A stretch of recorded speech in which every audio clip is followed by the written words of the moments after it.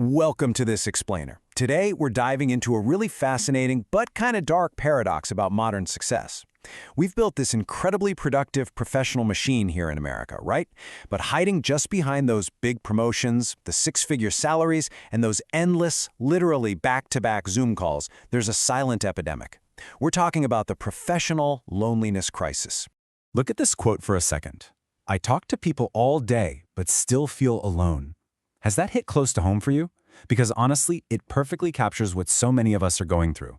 We are constantly firing off Slack messages, jumping in and out of virtual meetings all day long, and yet we somehow feel entirely unseen, totally disconnected. So, Section 1, the professional loneliness crisis. Let's get right into it. For decades, our work culture absolutely worshipped this idea of the ideal worker. You know exactly the type. The person who's working continuous overtime, sacrificing sleep, firing off emails at literally 11:59 p.m. just to prove they're grinding. We basically built a culture that treats exhaustion like some sort of twisted badge of honor. But here's the thing. Humans aren't machines. We actually need meaningful conversations and real emotional support. Without that, all that career success just feels completely empty. And the sheer scale of this crisis is honestly staggering. To put it into perspective, Gallup data shows that only 20% of U.S. employees feel strongly connected to their workplace culture. That means a massive 80%, literally 8 out of 10 workers, feel completely disconnected from the place where they spend the vast majority of their waking lives. Taking it down to a more personal level, another major study found that 39% of Americans frequently experience loneliness while on the job. Just think about that. Millions of people are sitting shoulder to shoulder in crowded offices or chatting nonstop online, but they're feeling completely alone. Which brings us to Section 2, how productivity replaced connection. It's crazy to think about the shift here. Years ago, physical communities were just the default. You knew your neighbors, you sat down for family dinners, you actually hung out with people after your shift. But today, well, we traded all those physical support systems away. We constantly relocate to chase the next job, we isolate ourselves in remote work setups, and we buy into a hustle culture that absolutely glorifies isolation.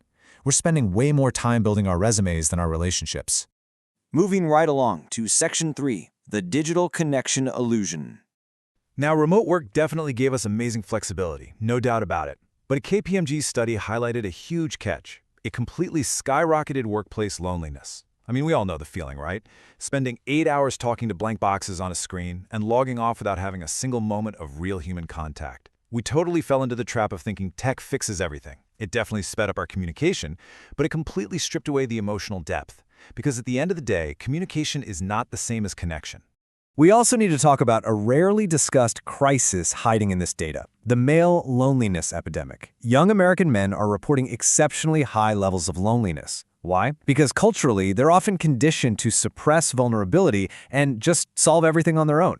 You might have a guy with a Rolodex of 500 networking contacts, but zero genuine emotional support. And eventually, bottling that all up leads straight to burnout and total emotional numbness. Okay, Section 4, the hidden costs of ambition. The hidden toll here is absolutely massive. In fact, the World Health Organization officially warns that loneliness is a major global health crisis. We're talking severe mental fatigue, major physical health risks, and drastically reduced life expectancy. It's that serious. It even hits your wallet. Lonely workers are far more likely to make poor financial decisions, like those impulsive late-night stress purchases, and they see their daily productivity just absolutely tank. And here is perhaps the darkest truth about our whole professional culture. You can make incredible money, drive the nicest car, look like you're absolutely crushing it online, and still be deeply, profoundly unhappy. Achievement does not automatically create connection. We are basically living in a non-stop psychological survival mode, totally driven by career competition and economic anxiety. That survival mode destroys our ability to just be present, proving once and for all that a luxury apartment cannot buy you a community. Let's look at how to fix this in Section 5, rebuilding real human connection. Experts are now hammering on the vital importance of finding what's called a third place. This is a physical space that is completely separate from your home and your office, a place where you can just exist and belong. Think of your local coffee shop, a gym, a community center, or even a volunteer group. Belonging is a fundamental, hardwired human need, and these third places are exactly where that feeling gets forged. So how do we intentionally reclaim our humanity? The source material outlines 5 actionable steps. Step 1 is honestly the most urgent. We have to stop defining our entire identity through our work. Your worth as a human being matters infinitely more than your LinkedIn profile. Once you realize that, you can start rebuilding real-world bonds, actually calling up friends and having real device-free conversations.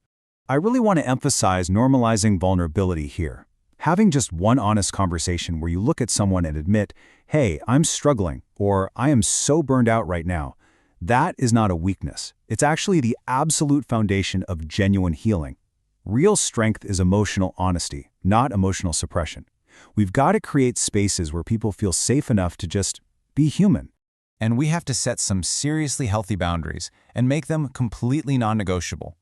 Hustle culture loves to bleed into our personal lives, so you have to draw a hard line in the sand. No answering emails at 10 p.m., fiercely protecting your family time, prioritizing your sleep. In today's hyper-connected world, resting isn't laziness. Rest is psychological survival. I want to leave you with this really powerful question to chew on. Is this all life is supposed to be? When you reach the end of your life, you are never, ever going to regret missing one more email, but you will definitely regret lost relationships and emotional emptiness. We really have to ask ourselves, is an economically powerful but emotionally broken existence truly the best we can do?